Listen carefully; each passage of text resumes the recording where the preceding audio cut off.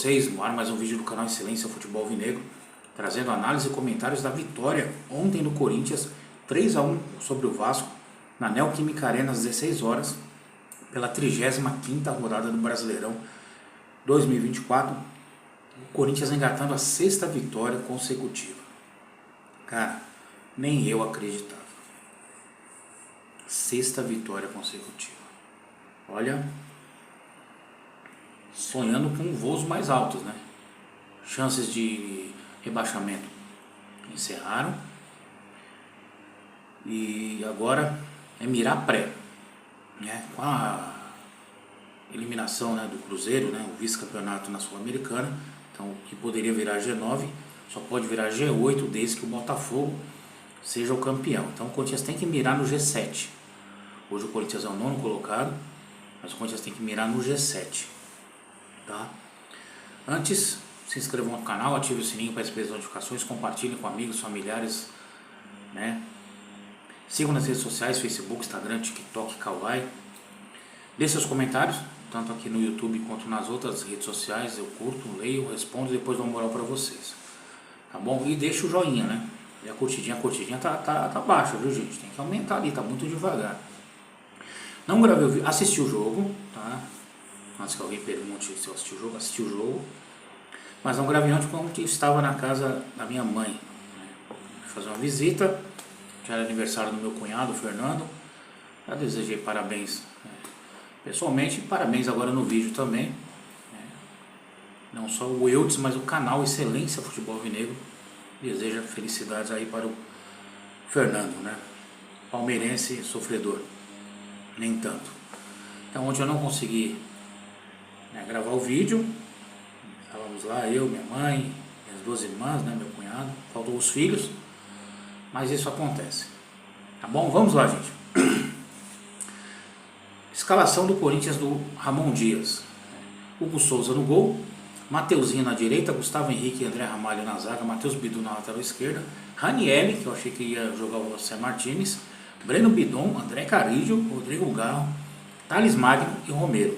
O Vasco, do técnico Rafael Paiva, que caiu depois da derrota para o Corinthians, mandou a campo Léo Jardim, Paulo Henrique, João Vitor, Léo Pelé e Lucas Piton, João Vitor e Lucas Piton, ex-Corinthians, Galdanhas, Hugo Moura e Paier, Puma Rodrigues, Leandrinho e Verrete. Vamos lá já. Eu vou falar das substituições, depois eu descrevo o jogo todo, tá? No Corinthians entrou, né, Alex Santana no lugar do Ranieri, isso mais já pro fim do jogo, Igor Coronado no André Carillo, o Charles no Garro, Pedro Henrique no lugar do Romero e Pedro Raul no lugar do Thales Magno. No Vasco, né, ainda no primeiro tempo, Emerson entrou no lugar de Paulo Henrique e Maicon no lugar de Leandrinho. No segundo tempo entraram Alex Teixeira no lugar do Galdanhas, quase no final do jogo, Jair no lugar de Verrete e o Coutinho, né, o Felipe Coutinho no lugar do Paier. Tá anotado aqui, mas eu vou... Vai. Quando você tem que mandar as coisas aqui não vai. Então, o primeiro lance do Corinthians foi com 1 minuto, gente. Carillo cruza e o Romero tenta de voleio e não consegue. Aos 8 minutos, né, linda jogada do Timão. Mateuzinho recebe, levanta a cabeça, cruza e o Garro tenta de cabeça e finaliza para fora. Aí sai o gol do Corinthians, aos 10 minutos e 40. Cruzamento lindo do Garro, para espetacular, né? Partida de escanteio. E o Gustavo Henrique, zagueirão, sobe sozinho. Quem estava marcando ele era Lucas Piton. Cara, não dá para você deixar o zagueiro mais alto do time adversário ser marcado pelo lateral esquerdo, que é mais baixo. Mas o Corinthians também de vez em quando acontece isso. Mas o Corinthians não tem nada a ver com isso. Gol do Timão, 10 minutos, gente. 10 minutos o Corinthians abriu o placar, explodia a Neoquímica Arena, que teve 45.767 pagantes para um público total de 46.083 pagantes. Estava comentando com a minha mãe ontem, como todo jogo é nessa faixa. Mano, se o estádio tivesse 80 mil, 100 mil, caberia. E gol do Timão, festa na Neoquímica Arena. Uma linda batida do Garro, né? Subiu fácil o Gustavo Henrique, que é muito alto. Um bom no cabeceio. O Timão já dava aquela tranquilizada que era importante, né? Quando estava muito bem em campo mesmo. Aí aos 14, Carídio dá um toque, Mateuzinho, né, recebe, faz a jogada, toca no Romero, o Romero ajeita e o Garro, de frente pro gol, marca o segundo do Timão. Menos de 15 minutos, 2-0 para o Corinthians, igual contra o Cruzeiro. Fazer 2 gols rápidos. Cara, o Corinthians jogando muito, gente. Muito. Me surpreendeu demais. Eu sou sincero, me surpreendeu demais. Eu não esperava um Corinthians tão detonador assim. Aos 23, né, o Mateuzinho recebe a bola, toca, e o Romero arrisca de longe e passa perto do Léo Jardim. Aos 23h55, Carídio dá toca de calcanhar, Romero recebe a bola, cruza, o zagueiro, o Galdames, falha, né, o volante, e aí o Garro recebe de frente pro gol e marca o terceiro do Timão. Cara, que loucura. Menos de 25 minutos, 3-0. 3-0. Nenhum corintiano ia acreditar num resultado desse logo de cara. Aí o medo o que era? Era o Corinthians se acomodar, eu falei isso ontem, né? Lá na minha mãe. É o time se acomodar, que é o que acontece, né? Aí aos 40 minutos, a chance que o Vasco teve. Puma Rodrigues arrisca de longe e o nosso grande goleiro Hugo Souza apenas encaixa. Primeiro tempo, Corinthians amassou. Essa é a palavra, amassou. E eu, com os desfalques de Memphis Depay e Yuri Alberto, eu não achei que o Corinthians ia ter um volume de ataque tão grande.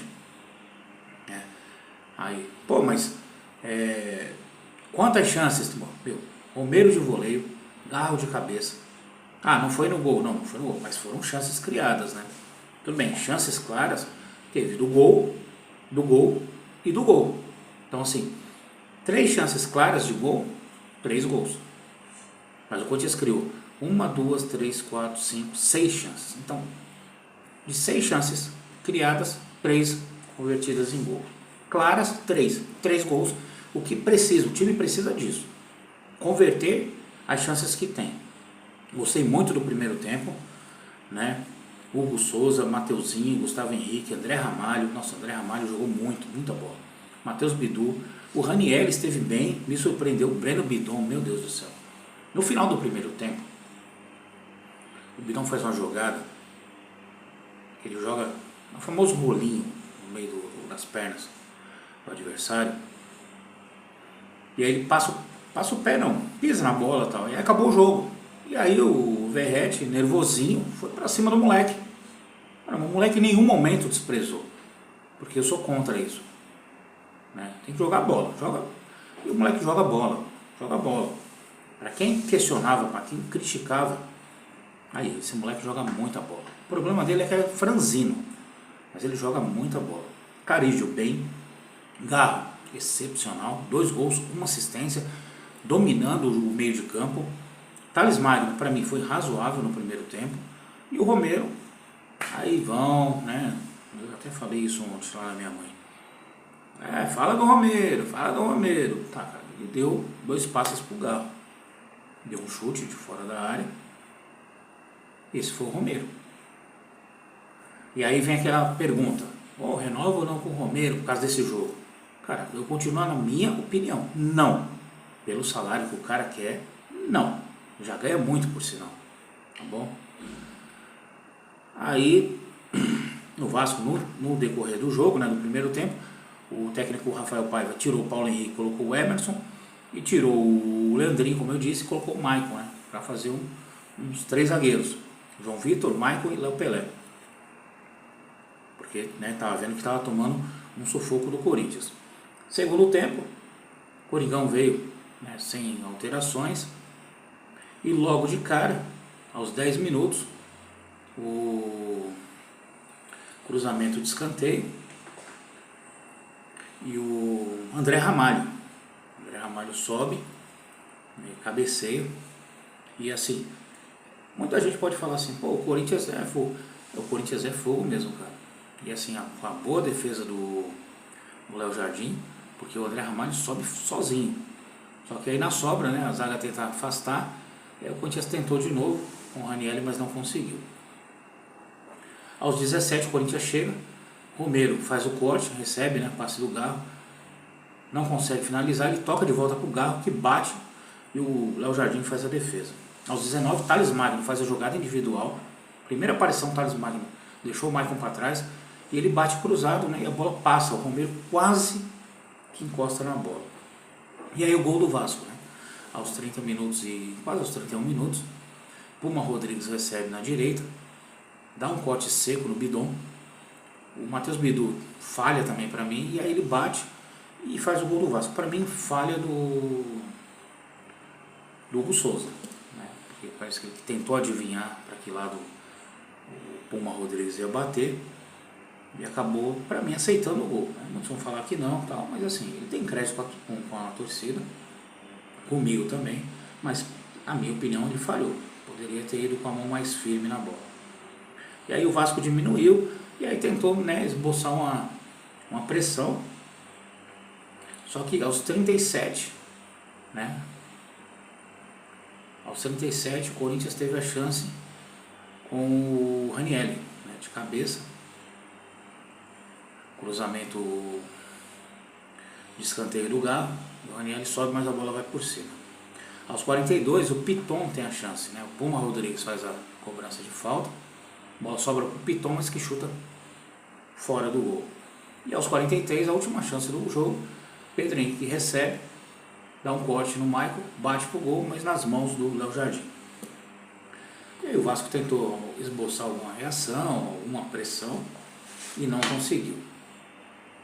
Final de jogo, Corinthians 3, Vasco 1. Resultado importantíssimo para o Corinthians, importantíssimo. Por quê?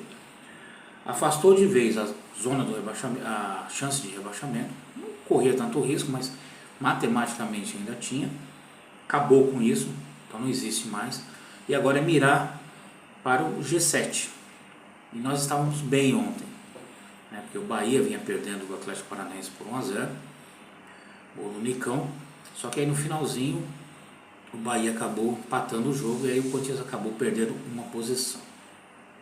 Mas o que acontece? Embolou, né, essa parte da tabela. As chances do Corinthians ir para pré-Libertadores, ela está em 33, ela está em 33,1%.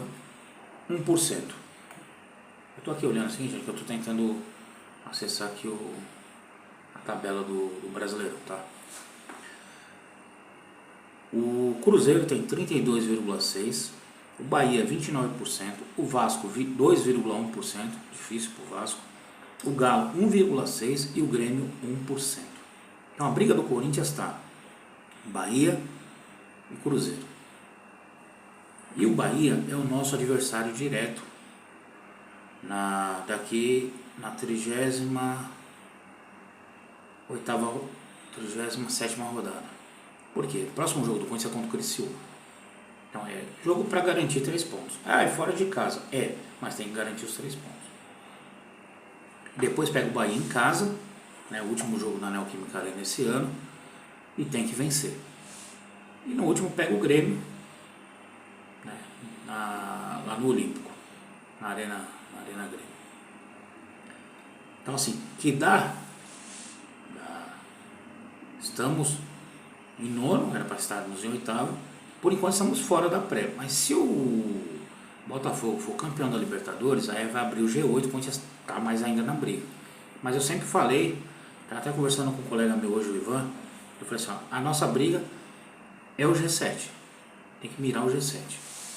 Não tem essa, mas se virar G8, não, então nem virou G9, se fosse G9 o Corinthians estava dentro. Talvez com mais uma vitória já garantia. Mas vamos mirar o G7, gente, o que interessa é o G7, tá? Mas o time está de parabéns, espetacular. Eu, como eu já disse, eu não acreditava, né? E tem muita gente me cobrando. Pô, você falou que ia cair. Mas o time mudou muito, cara. Mudou muito da água para o vinho. Incrível. A chave virou mesmo. Depois das eliminações, a chave virou. E importantíssimo o que aconteceu, tá? Importantíssimo. Resultados, né? a 35ª rodada. No sábado, Botafogo 1, Vitória 1, Juventude 1, Cuiabá 1, Atlético Goianiense 0, Palmeiras 1, São Paulo 2, Galo 2. Ontem, Internacional 4, Red Bull Bragantino 1, Bahia 1, Atlético Paranaense 1, Corinthians 3, Vasco 1.